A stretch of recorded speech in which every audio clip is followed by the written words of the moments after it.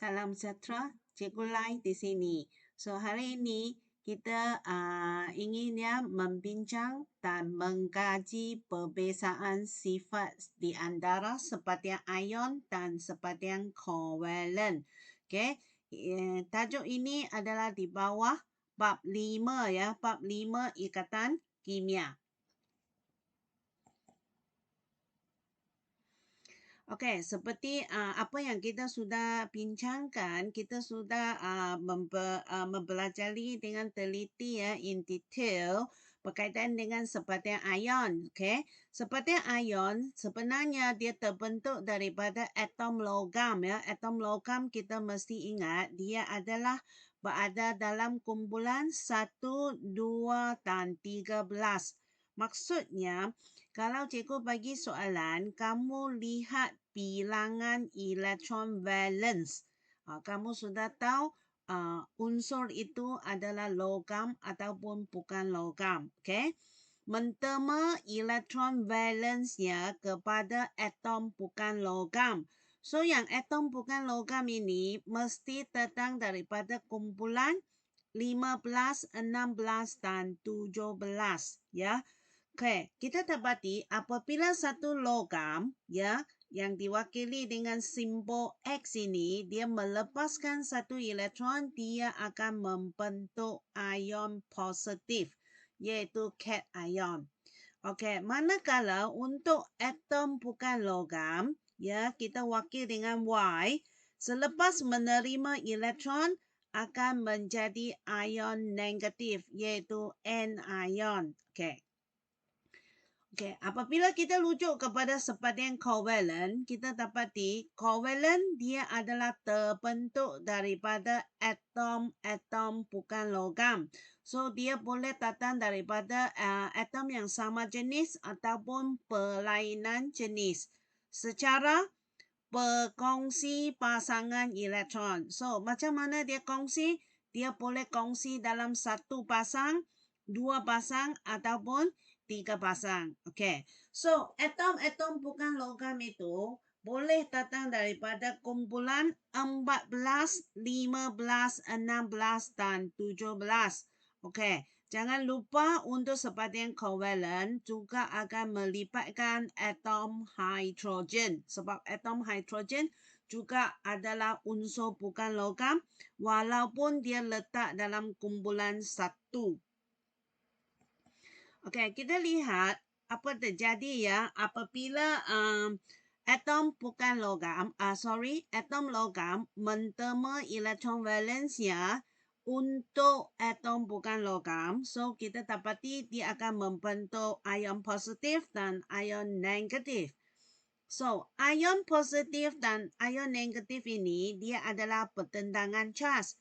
So, yang ini kita dapati kedua-dua jenis ion yang bertentangan charge ini akan tertarik antara satu sama lain. Okey, ini kita ingatlah ion positif dengan ion negatif dia akan ikat antara satu sama lain dengan daya tarikan elektrostatik.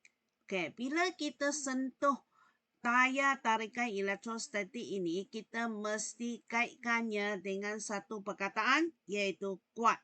So, daya ini adalah jenis daya yang kuat. So, ion positif, ion negatif biasanya dia adalah susun dalam kedudukan yang tetap macam inilah.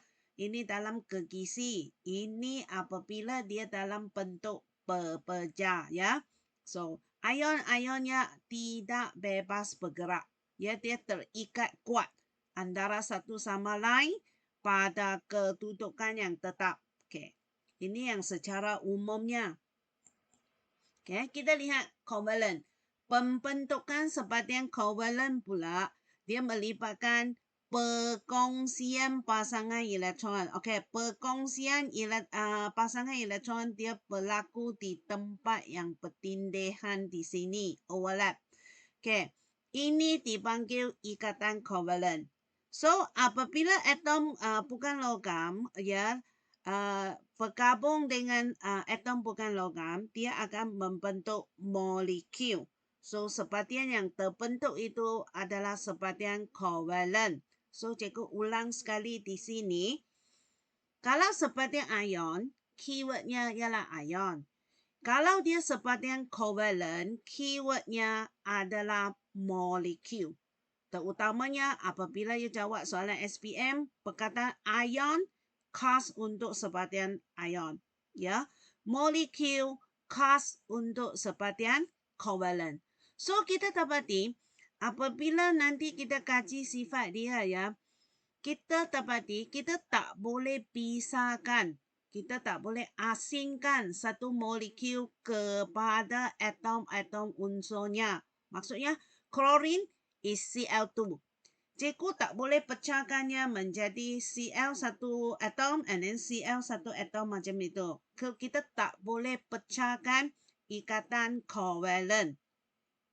So, kita akan study lagi satu jenis daya ya, yang mengikat molekul-molekul antara satu sama lain itu dipanggil daya tarikan Van der Waals.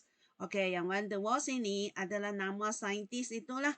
So, sentiasa kaitkan yang daya antara molekul ini, daya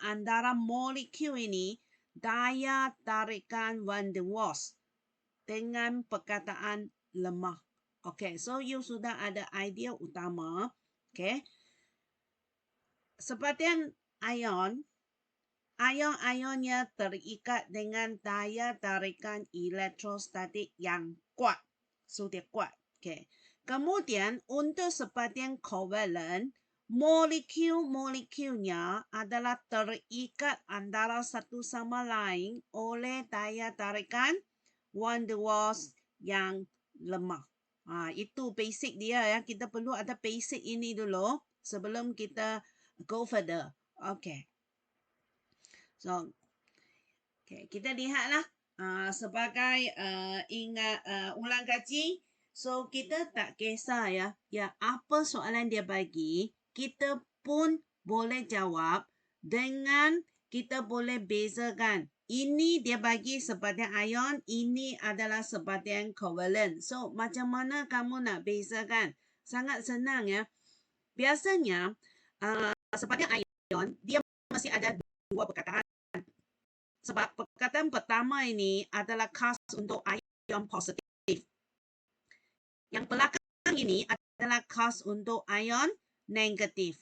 Okay, and then lagi satu sangat-sangat penting ialah sepatian ion yang depan ini, perkataan yang pertama ini, dia mesti logam. Dia mesti logam. So, you sudah tahu lah, pelambang 2 bromida adalah sepatian ion. Okay, magnesium klorida adalah sepatian ion. So, contoh-contoh, apa contoh saja dia tanya dalam soalan, kalau you boleh bezakan, okay, semua soalan boleh jawab dengan betul. Okay, manakala kita lihat sepatian covalent ini dia ada masalah sikit. Okay, sometimes kita boleh bezakan dia dengan senang macam karbon dioksida, so CO2.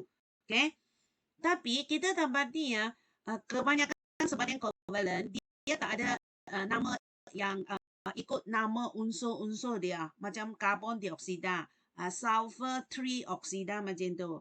Biasanya dia ada nama yang satu perkataan. Biasanya satu perkataan. Contohnya kita ada siklohexana. Nanti form 5 kita akan study banyak sepatian covalent lah. Okay.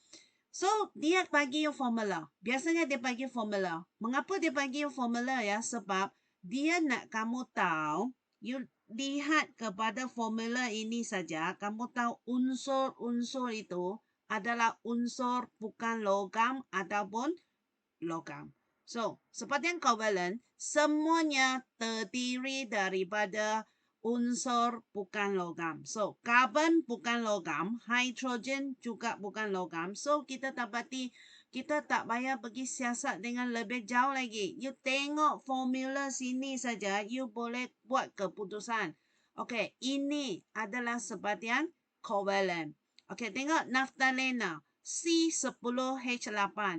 Okay, Tak payah bimbang how to answer soalan kamu. Saya tak pernah tengok semua nama bahan covalent ini. Nanti kita akan study ya. Dia ada banyak jenis seperti yang covalent. Contohnya trichlorometana, tetrachlorometana, okay? So kamu dapati you tak ada masalah ya semua ni. Ya, semua ini tak ada masalah. Okay, so kita tengok unsur-unsur yang gabung untuk membentuk sepatian itu. Okay. Okay, so eksperimen ini kita akan kaji 3 sifat ya. So sifat-sifat ini sebenarnya semuanya adalah sifat fisik. Sifat fisik maksudnya takat lebur, takat didih, ketelarutan dan kekonduksian elektron. Kekonduksian elektrik. Semua ini adalah sifat fisik. Kita akan kaji ini satu demi satu supaya kita boleh buat kesimpulan nanti. Ya. Okay, so ini adalah susunan radas untuk kita jalankan eksperimen inilah. So untuk B dan C dia very simple, tapi A ni radas ini dia rumit sikit, tapi tak ada masalah. Nanti kita masuk ke bab tindak balas redox electrolysis. Memang kita ada set up dalam magma ya, kita memang ada radas ini, kita memang boleh buat eksperimen ini. Every year kita buat ya eksperimen ini.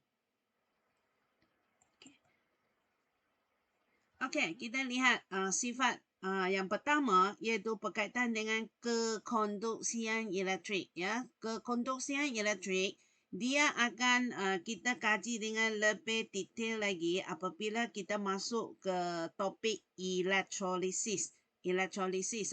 So, kita dapati kekonduksian elektrik hanya sepatian ion ya, sepatian ion dalam leboran. Ya, dalam leboran dia boleh mengkonduksikan elektrik. Kalau dalam pepejah dia tak boleh. Seperti ion you kena ingat, apabila dia dalam keadaan pepejah tidak boleh mengkonduksikan elektrik. Manakala untuk sepatian covalent pula dia dua-dua keadaan pun tak boleh. Pepejah tak boleh, leboran pun tak boleh ya. Okay, so kita akan set up radas macam ni ya. Nanti kita lihat video ya.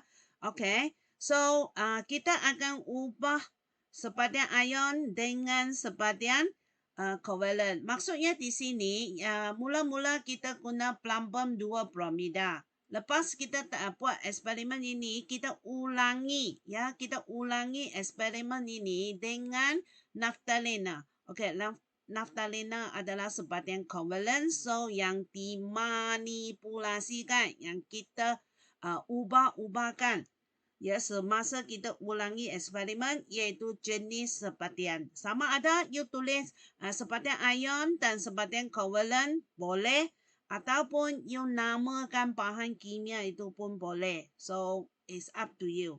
Okay, bergerak balas maksudnya apa yang kita nak record, apa yang kita perhatikan, okay, iaitu kekonduksian elektrik dalam keadaan pepejah dan leboran. So dalam eksperimen ini kita lihat mentol itu menyala atau tidak. Tapi selain daripada mentol, kita boleh ganti dengan ammeter. Jika jarum ammeter itu terbesong, maksudnya dia boleh mengkonduksikan elektrik. So, terpulang kepada soalan. Dia boleh guna ammeter, dia boleh guna mentol untuk mengukur kekonduksian elektrik. Okay, yang dimalakan ini kita guna electrode carbon. Sebab nanti kita akan buat dengan lebih, kita akan kaji dengan lebih teliti ya apabila kita masuk elektrolisis. Sebab elektrod itu dia mempengaruhi hasil tindak balas. So untuk eksperimen ini kita mesti guna electrode carbon. Electrode ya, okay. Ejaan salah, electrode. Okay. Okey, kita lihat, Anda kita menjalankan menonton. eksperimen ini. Mula-mula, masukkan pepejal plumbum 2 bromida ke dalam mangkuk pijah sehingga separuh penuh.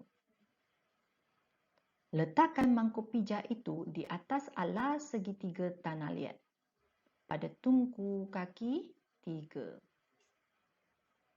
Celupkan kedua-dua elektrod karbon ke dalam plumbum 2 bromida. Lengkapkan lita. Sambungkan elektrod karbon, mentor dan juga bateri dengan wayar penyambung. Perhatikan sama ada mentor menyala atau tidak. Didapati bahawa mentor tidak menyala.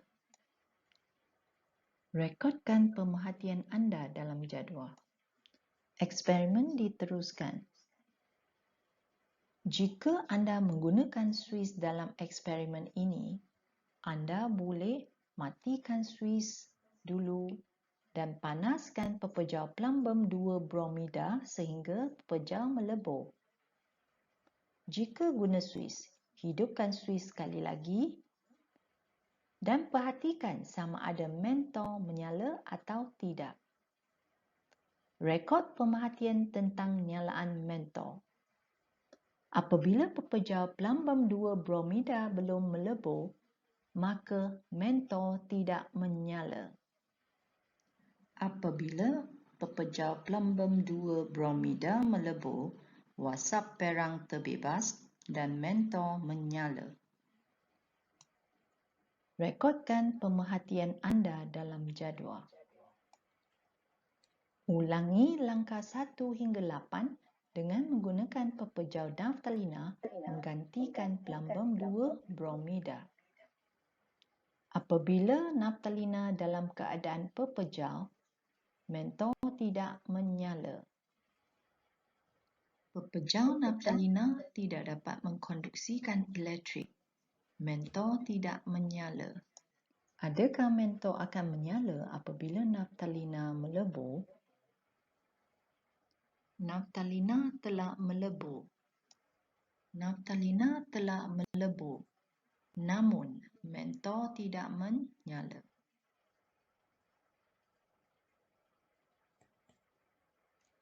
Okey, daripada keputusan, biasanya dalam SPM atau soalan ni sama ada kertas 2 ataupun nanti you ada ujian amali kan. Dia mesti minta kamu tulis pemerhatian. Okey, pemerhatian maksudnya apa yang dapat dilihat melalui mata kasar kita. So ingatlah pemerhatian is rujuk kepada apa yang kita dapat lihat melalui mata kasar kita. So, apa yang kita nampak, so kita sudah jadualkan di sini. So, yang penting kamu akan ingat pepejal mentor tidak menyala. Tidak menyala maksudnya tidak boleh mengkonduksikan elektrik. Okay? So, hanya sepatian ion, plumbum 2 bromida ini ialah sepatian ion dalam bentuk leboran, dapat mengkonduksikan elektrik. Keadaan yang lain, sepatian covalent langsung tidak boleh mengkonduksikan arus elektrik. So, nanti kita akan bincang teori ada di belakang. Okey, kita teruskan dengan yang ini sifat yang kedua B Okey, ketelarutan sepatian di dalam air dan pelarut organik So means ini ialah pelarut lah. Air adalah pelarut organik adalah pelarut juga. Okay. So nanti kamu akan menonton video itu, kamu dapati you akan buktikan bahawa sepatian ion dia boleh larut dalam air. Actually ini memang dalam kehidupan harian kita. Natrium chlorida, garam yang kita guna untuk masakan itu, kamu tambah air sahaja.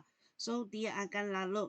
Betul tak? You kacau-kacau. So larut maksudnya, dalam eksperimen ya, kita akan buat kesimpulan bahan itu larut.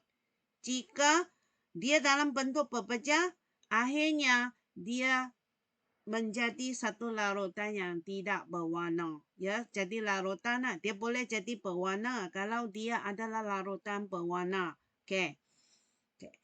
Kalau bahan itu adalah larutan, ya. So, bagaimana kita nak kata dia larut atau tidak larut? Okey. Bila dia campur dengan satu pelarut, kita dapati dia menjadi sepati, ya.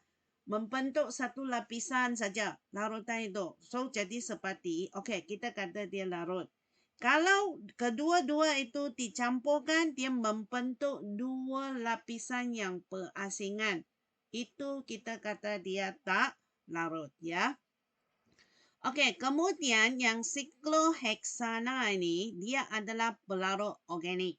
So, macam mana saya tahu dia pelarut organik? Saya boleh buat kesimpulan. Kebanyakan sebahagian kovalen adalah pelarut organik.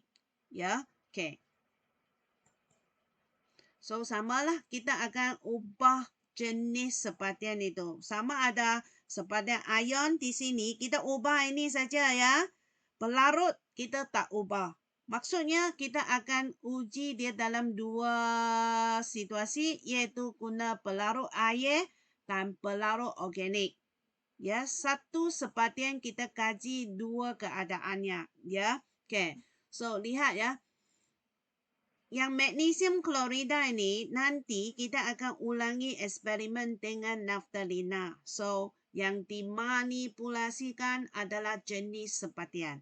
Okay. So, ketelarutan yang bergerak balas, apa yang kita nak perhatikan? Iaitu sama ada sebahagian ion atau sebahagian kovalen itu boleh larut di dalam air dan berlarut organik atau tidak. Okay. So, ingatlah yang ini bukan sebahagian kovalen yang kita nak kaji. Ya, ini adalah pelarut organik. Ya. Okay. Dia tidak semestinya guna sikloheksana. Dia boleh guna heksana, heksana, etanol. Ya, banyak ya. As long as dia adalah sebahagian kovalen, dia adalah pelarut organik. So, means dia boleh ganti dengan pelarut organik yang lain. Ya.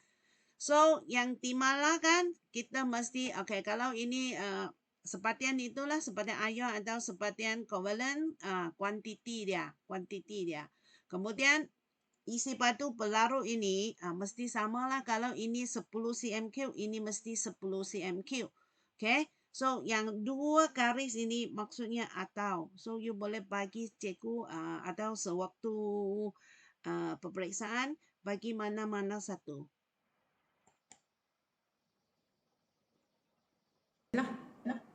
Okay, so nampak label tu. Okay, magnesium klorida adalah satu sejenis sebahagian ion, iaitu sejenis garam yang berwarna putih. Dia adalah hablo lah. Nah, so ni nampak kot. Okay. Okay, selepas itu kita akan sukat 5 cm3 air suling menggunakan silinder penyukat. Okay. Lepas tu kita akan tambah ke dalam tabung uji tadi. Okay. So yang ni bila kita nak capai 5 cm3 tu kadang-kadang susah kan. So kita guna penitis lah ya untuk pastikan kita dapat betul-betul 5 cm3 sebab kita nak malarkan isi padu pelarut itu iaitu air dalam kes ini. Okay, so now kita tambah air suling ke dalam tabung uji, lepas tu kena goncang. Okay, so goncang macam biasa je lah. Okay, selepas digoncang, didapati larutan tidak berwarna terbentuk. Magnesium klorida tu larut dalam air suling. So bermaksud sebahagian ion larut dalam air suling. So sebab magnesium klorida adalah wakil kepada sebahagian ion. Okey, sebenarnya kita kena ulang eksperimen ini menggunakan naftalina. Naftalina adalah wakil bagi sebahagian kovalen. Okey, so kita masukkan naftalina. Naftalina juga satu pepejah berwarna putih, dia hablo. Naftalina ni ada dalam ubat gegat.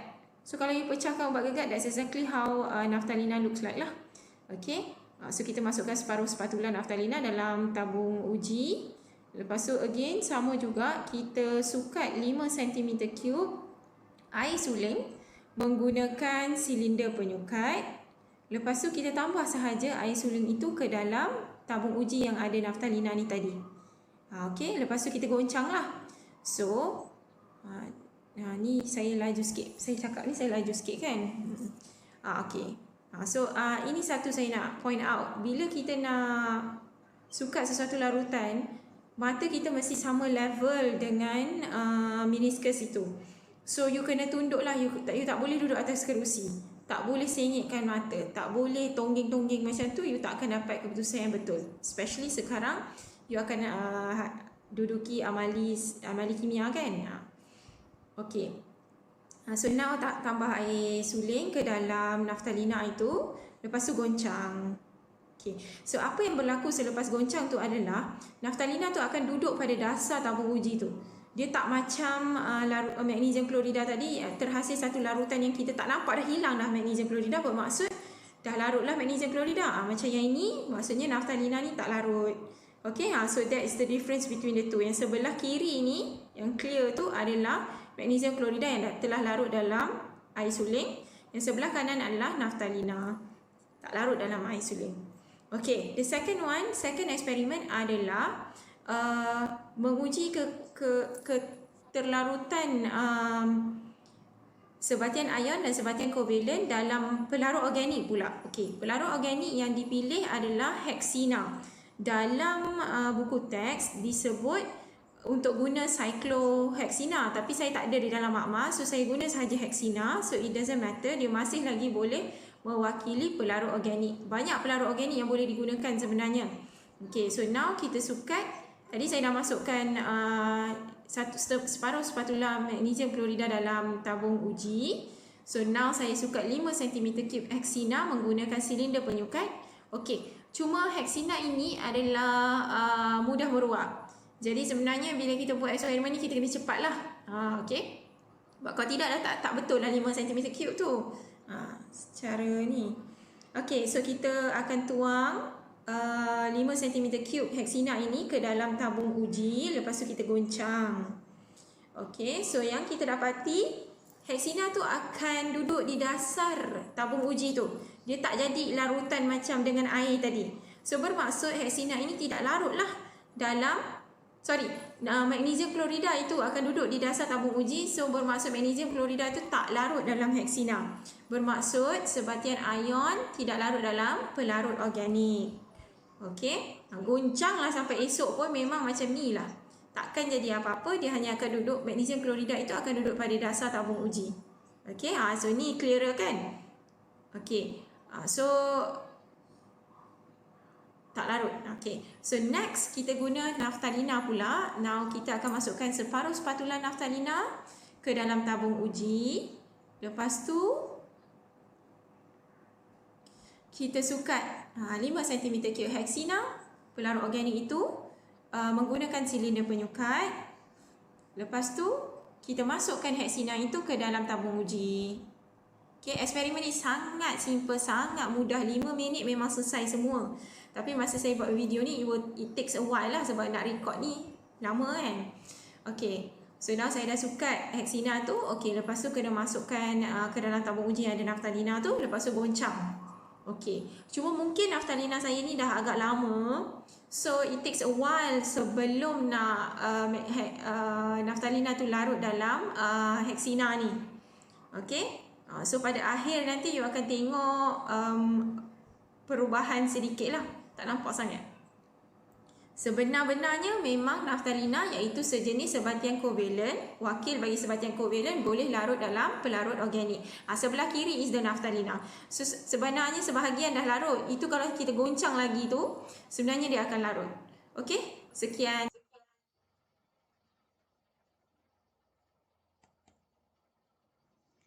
Okey.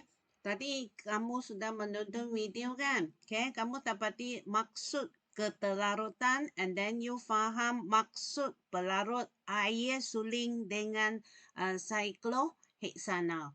Okay, so tapi tadi eksperimen itu dia ganti dengan heksana. So sama ya, heksana juga C6H12 tau. Tapi dia punya susunan struktur itu lain. Semua ini you akan study apabila you masuk tingkatan 5 bab 2. Okay. So kita dapati memanglah pemerhatian ini kalau dia larut dia akan membentuk larutan. Okay. So kalau dia tak larut dia akan kekal dalam bentuk berpecah. So kita dapati seperti ion larut dalam air. Dan seperti kovalen tidak larut dalam air. Okay. Seperti ion tidak larut dalam pelarut organik, manakala seperti kovalen dia boleh larut dalam pelarut organik. Why? Seperti kovalen terdiri daripada molekul, ya molekul. Ya, pelarut organik juga terdiri daripada molekul. So dia adalah daripada jenis yang sama. So sama dengan jenis yang sama, ya. So dia akan gabung antara satu sama lain. So dia boleh larut. Okay. Untuk air suling pula nanti cikgu akan jelaskan di belakang ya, belakang slide di belakang nanti cikgu akan jelas in detail ketelarutan seperti ion dalam air. Okay. Okay, kemudian kita pergi ke sifat yang ketiga ya, iaitu berkaitan dengan takat lebur dan takat didik. Okay. So seperti apa yang kamu sudah study sebelum ini, takat lebur ini, takat didik ini dia bergantung kepada jenis daya yang ada dalam bahan kimia itu. So maksudnya slide yang di depan-depan itu adalah penting, and then dia memang kamu boleh guna konsep itu untuk hubungkannya dengan takat lebur dan takat didik. Maksudnya seperti ion terdiri daripada ion-ion yang terikat dengan daya elektrostatik yang kuat. You sudah boleh kaitkan dengan takat lebur dan takat didiknya. So you buat hipotesis. Ya, you buat hipotesis. So kita buat hipotesis bahawa seperti ion mempunyai takat lebur dan takat didik yang tinggi. Okay, why? Saya buat hipotesis macam ni. Kerana di daya tarikan antara ion-ion adalah kuat. Kemudian untuk seperti kovalen pula, kita akan buat hipotesis bahawa takat lebur dan takat didiknya memang rendah kerana molekul-molekulnya terikat oleh daya antara molekul yang lemah. Okey. So sama juga eksperimen ini sangat-sangat senang ya, sangat simple. Soalan macam ni dia boleh keluar dalam ujian amali juga yang simple-simple macam ni. Okey. So yang dimanipulasikan kita dapati ya adalah jenis sebadian, sama juga kita guna magnesium klorida ya sebagai salah satu contoh seperti ion. So dia boleh ganti dengan whatever seperti ion ya.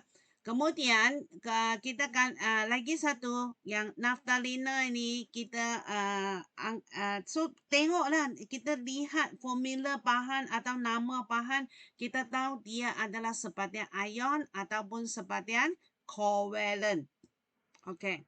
So apa kita nak record? Apa yang kita nak perhatikan adalah perubahan keadaan fisik. Sebab perubahan keadaan fisik adalah berkaitan dengan takat lebur dan takat didik. Okay. Kemudian yang dimalahkan adalah amount ataupun kuantiti seperti ion ataupun seperti kovalen. So kita lihat, kita menonton video dulu ya untuk eksperimen ini. Okay. Masukkan air ke dalam bikar sehingga separuh penuh. Tak sampai separuh pun tak apa.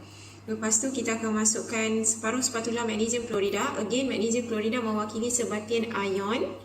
Okay, masukkan ke dalam tabung uji. Dan tabung uji yang kedua, kita isikan separuh spatula, kita isikan dengan naftalina sebanyak separuh spatula juga. naftalina mewakili sebatian kovalen. Okey, lepas tu kita masukkan kedua-dua tabung uji ini ke dalam bikar berisi air tadi sebab kita nak jadikan kukus air. Kita tak panas directly ya. Satu, sebab naftalina kalau kita panas directly akan boleh menyebabkan terbakar sebab naftalina is mudah terbakar. So kita masukkan kedua-duanya dalam tabung uji. Syarat nak masukkan dalam nak masukkan dalam bikar tu, aras air dalam bikar mesti lebih tinggi daripada aras naftalina dan juga magnesium klorida dalam tabung uji. Okey, ni saya nak panaskan air tu. Cuma saya nak point out untuk penggunaan Bunsen burner, sepatutnya kita kena pastikan lubang udara tu tutup dulu. Dah nyalaan dah keluar, baru kita buka lubang udara itu. Baru jadikan nyalaan tu warna biru. Asalnya kena tutup dulu. Okay, itu yang skill yang you kena ada. Okay, so now panaskan. Okay, selepas pemanasan kita dapati magnesium klorida tidak melebur, kekal dalam keadaan pepejar. Manakala naftalina melebur.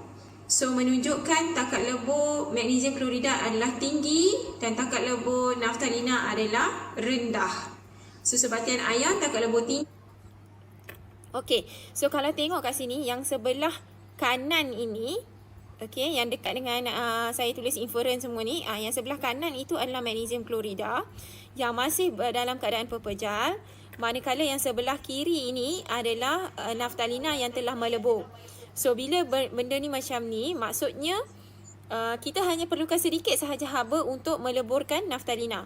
Tapi kita perlukan haba yang sangat tinggi sebab sehingga sekarang masih belum melebur lagi magnesium klorida ni. Okey? Sebatian kovalen takat lebur rendah. Sekian, terima kasih. Okay, so come. Kita lihat ya keputusan dia tadi, magnesium klorida tidak melebur. Maksudnya ini ialah sebatian ion. Ya, sebatian ion. Naftalina dia melebur. Ya, okay. Kalau melebur maksudnya takat lebur, takat didihnya adalah rendah. So dalam ujian amali ya, biasanya daripada pemerhatian dia akan minta anda tulis inference. So ini actually adalah hubung guide ya. Dua ini adalah hubung guide. Your jawapan untuk inference mesti rujuk kepada pemerhatian. Okay, actually inference ialah kamu bagi alasan ataupun penjelasan ataupun sebab untuk apa yang kamu nampak. Ya, what you see. Ya, pemerhatian. So, kalau tidak melebur kekal sebagai pepejar putih, apa maksudnya? Apa penjelasannya? So, penjelasannya dia adalah sebatian ion yang mempunyai takat lebur dan takat didih yang tinggi. So this is the reason, reason, okay. So dia ada hubung kait, means ini mesti rujuk kepada pemerhatian ini. Kalau dia melebur, maksudnya takat lebur, takat didihnya adalah rendah. Okay, so ini adalah eksperimen dan keputusannya. Now kita nak bincang dari segi teori dia. Teori ya. Dari segi kekonduksian elektrik dulu. Ya, tadi kita sudah kata sebatian ion tidak boleh mengkonduksi elektrik dalam keadaan pepejar. You mesti ingat ya, dia tidak boleh. Okay, come. Nanti kita masuk elektrolisis sama juga. Kekonduksian elektrik. Ya, dia perlu dua keadaan. So, ingat dua keadaan ini, catat ya. So, pertama, dia mesti ada ion positif dan ion negatif. Maksudnya, hanya sebatian ion memenuhi syarat ini. Sebab sebatian kovalen tak ada ion. Dia terdiri daripada molekul-molekul yang neutral. So, means dari segi kekonduksian elektrik, ya, kita memang sudah ketepikan sebatian kovalen. Ya, sebatian kovalen. Okey, syarat yang kedua. Ya, ion-ion itu mesti bebas bergerak. Nanti you akan study lah dalam bahagian elektrolisis. Ion positif maksudnya cation, dia bergerak ke kathode electrode carbon. Kemudian anion dia bergerak ke anode sampai sana dia charge, itu later. Okay, now you hanya ingat ya, kita perlukan dua syarat. Syarat pertama, dia mesti terdiri daripada ion positif dan ion negatif. Okay, seperti ion okay lah. And then syarat yang kedua ialah ion-ion itu mesti bergerak bebas.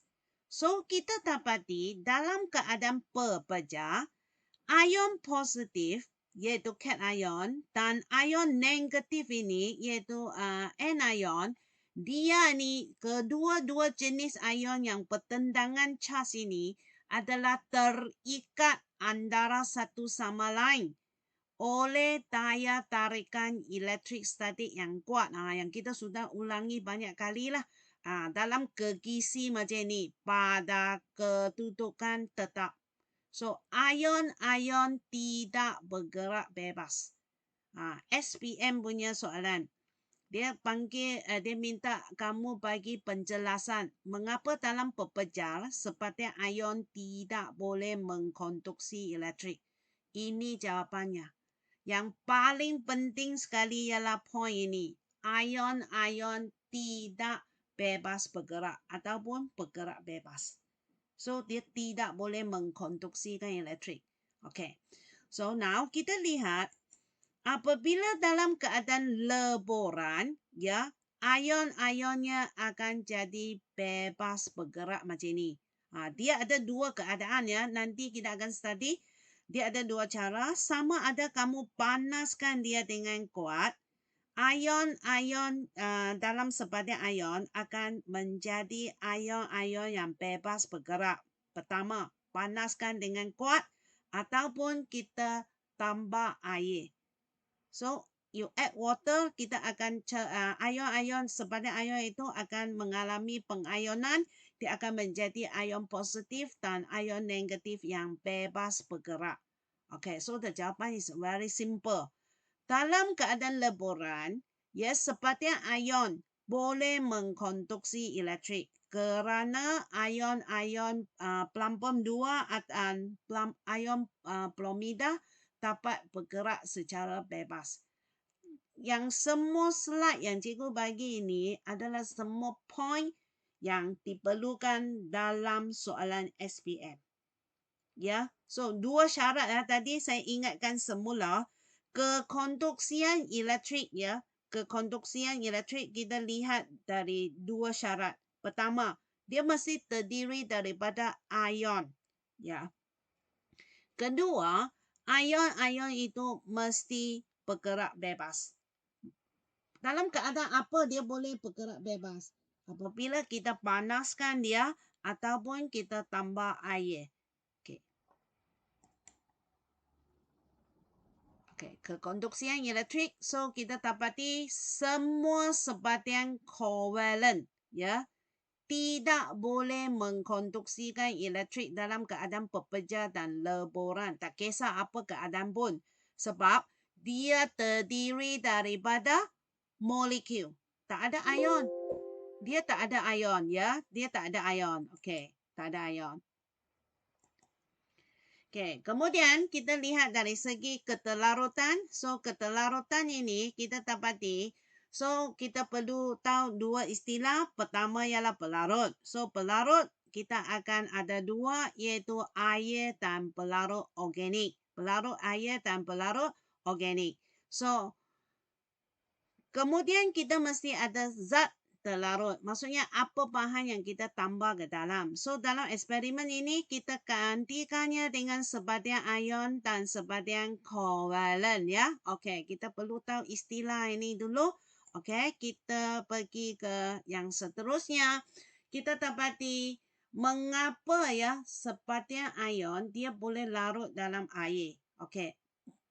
Seperti apa yang kita sudah study kan? Ya. Air, dia adalah molekul yang berkutub, berpolar. Berpolar maksudnya dia akan jadi sedikit charge positif, hidrogen. Kemudian oksigen adalah bercharge negatif sedikit. Ya, dia ada polar macam tu sebab oksigen ini adalah unsur yang sangat-sangat elektronegatif. So, Dengan kehadiran air, kita dapati sepatian ionnya yang dalam kekisi macam ni, dia akan diruntuhkan sebab yang ion negatif ini akan tertarik ke mana? Ke atom hidrogen ya, yang bercharge positif. Manakala yang ini ion-ion yang positif ini, ion natrium ini contoh dia adalah natrium klorida. Yang ion positif ini akan terikat ke atom oksigen yang bercharge negatif. So akhirnya kekisi itu akan jadi runtuh sebab dia dapat mengatasi daya tarikan elektrostatik di antara ion itu. So, ini ialah secara umumnya. Actually, ini adalah berkaitan sedikit dengan ion hidrogen. Ya. Tapi biasanya dalam SPM, dia tak minta kamu buat penjelasan inilah. Dia hanya mau statement. Seperti ion larut di dalam air. Okay. Okay, now takat lebur, takat didih seperti tadi yang cikgu sudah jelaskan di depan, dia bergantung kepada jenis zara-zara yang ada. So, sepatian ionik atau sepatian ion, dia terdiri daripada ion yang bercharge positif dan ion yang bercharge negatif yang terikat oleh daya tarikan elektrostatik yang kuat. So, bila kuat, kita perlukan banyak tenaga haba untuk mengatasi daya ini. So, takat lebur, takat didihnya memang tinggi ya. Ingat itu. Okey, kemudian untuk sepatian kovalent, ya, dia terikat oleh molekul. Molekul yang terikat oleh daya tarikan van der Waals yang lemah. So, bila lemah, sedikit tenaga haba diperlukan untuk mengatasinya. So, takat lebur, takat didih, sepatian kovalent adalah rendah. Okey. So, ini adalah kesimpulan untuk eksperimen ini. Di mana ingat ya, kamu mesti hafal ya. Mesti hafal 3 kesimpulan ini dengan baik. Sebab tiap-tiap tahun memang dia minta kamu berikan sifat untuk sepatian yang terbentuk. Ini 3 dia. Ini adalah main ya, konsep utama, teori utama yang kita perlu ingat, perlu hafal ya untuk bab 5. Okay? Terima kasih.